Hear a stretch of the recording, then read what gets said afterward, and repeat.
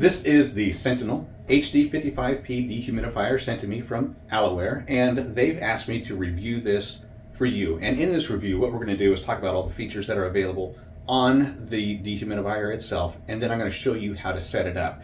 Now, there's a couple of things I want to talk to you about before we get into the unit itself and its setup. So the first thing I want to make you aware of is that this unit right here claims to remove 55 pints of moisture out of the air when the conditions are right. And the right conditions for 55 pints per day is an 80-degree room with 60% humidity. So if you've got a warm, high humidity room, it's going to be able to remove up to 55 pints per day.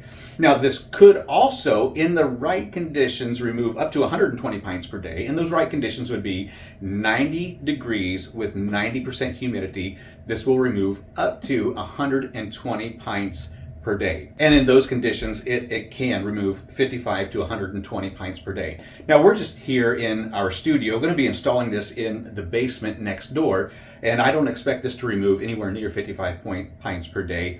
I want to keep my humidity level at about 45%, and I can set that at 45% on the digital control panel here, and I'm going to show you how to do that here in just a minute. But in many cases, this is going to be used in a cool, dark basement where humidity levels can rise a little bit too high, and we just want to keep things at a minimum so that we don't have any mold or anything like that growing in our basements. So the unit itself does have a really nice handle on it. It is 45 pounds, so it's not going to be the easiest thing to move from room to room. It does have an extra long power cable, so I'm going to bring you in close so that we can look at the digital control panel, and we're also going to look at the fan. Then we're also going to pay attention to the how to change the filter. All right, so the first thing we have here is a MERV 1 filter, and all of these filters do have a tab on them, and you're just going to lift that up and you're going to pull that out. You can blow this out with an air compressor 1 or 2 times and then reinstall it, just real simple like that. There's no screws to remove, no panels to take off. You're just going to lift it up and pull it out. Now, the coils do have what's called an automatic defrost feature. So if you are in a cooler environment and frost begins to build up on the coils, it'll automatically shut down and defrost itself so that it doesn't damage the unit and so that there's no corrosion that takes place on the inside of the unit. So that's a really nice feature to have there. Right down here at the bottom, there is internally a drain pump, and this is the drain plug if you wanted to use the pump. So this does have a storage capacity internally, and then you can also drain that through that drain. Right here on the front of the unit, we have the control panel, and we also have the option of connecting it to a remote control. Now, the remote control is going to be connected through a Cat 5 cable. We're not going to be doing that today. We're just going to be looking at the control panel itself. And there are some LED lights, and then there's going to be a digital readout. Backside is our fan, and we're going to check the decibels of that fan and see just how loud that is. Now, this is a plastic housing right here. Everything else is metal, but this right here is a plastic housing for the fan. On the back side here, this is where we are going to install a drain hose. It does come with a 6.5-foot drain hose, and we're going to be installing that as well here when we get into the other room. And when we're not using that and using the pump, we're going to plug that hole just like that. Power this on, and what we want to do is we want to set this to about 45. And the way we get to 45 is we're going to circle around, and then we're at 45%. This is where I want to leave it. It is currently set for the pump and for the GPP, and what I want to do is I want to change this to a continuous run. We are at 35% humidity, and by the way, once we set this at the 45, if we have a power failure or if we unplug this for a period of time and then plug it back in, it's going to go right back to where you set it or wherever the last previous setting was. The flashing power button means that it is working. You can also hear that fan running. It is not terribly loud.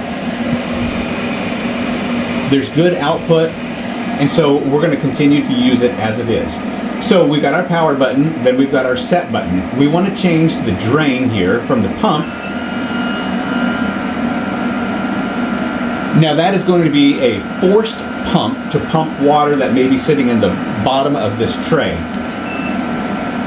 We've got the GPP mode. So what we're seeing here is that we're sitting at 49% humidity in my studio right now, and we've got this set at 45, remember. So once this drops down to approximately 45%, this will shut off.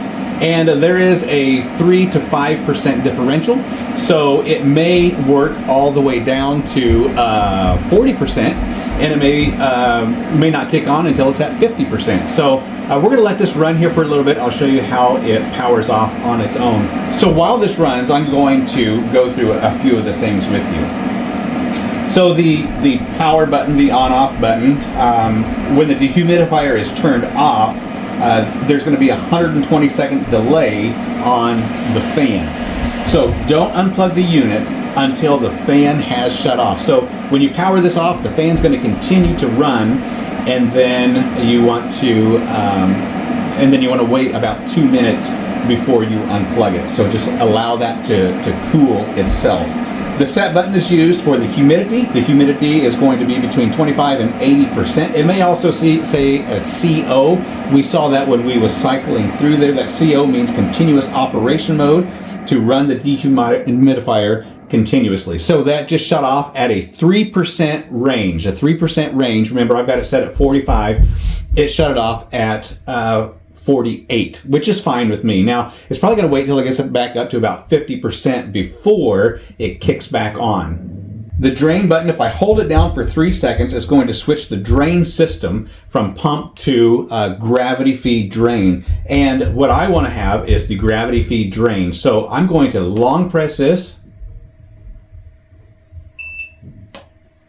and my pump light went out. So now it's going to be gravity fed. And once I have my drain hose installed, it's just going to continuously drain throughout the day, and it's going to cycle on and off throughout the day. So we're going to take this next door into my basement, and we're going to set it up in a cool, dark room and see what the humidity level reads there. So we're 48% here. All right, so we do have it down in our basement next to our studio, and you can probably hear my furnace running right next to you, not water draining through the pipe is the water that you're hearing. So we're going to go ahead and we're going to plug this in, and I'm going to show you that it's going to come right back to its original setting of 45%. And then what we're going to have is that it's going to read the humidity that's in the air, and it's going to kick on or kick off depending on where we're at within that 3 to 5% range of the 45%. So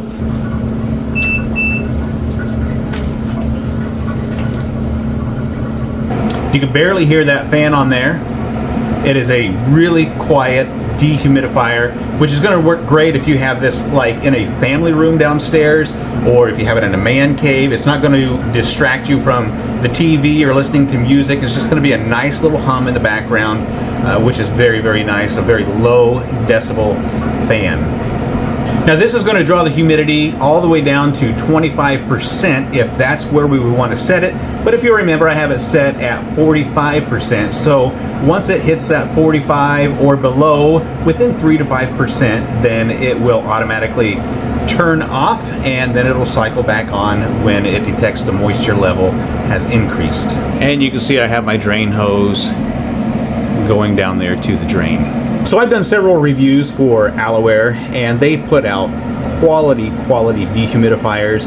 This one is the upgraded version of the HD55. We now have an HD55P, and I think it's just an amazing unit that you are going to be well pleased with, whether you're putting it in the basement, a crawl space, having some moisture issues, or if you are doing some ventilation or recovery after a fire or a flood.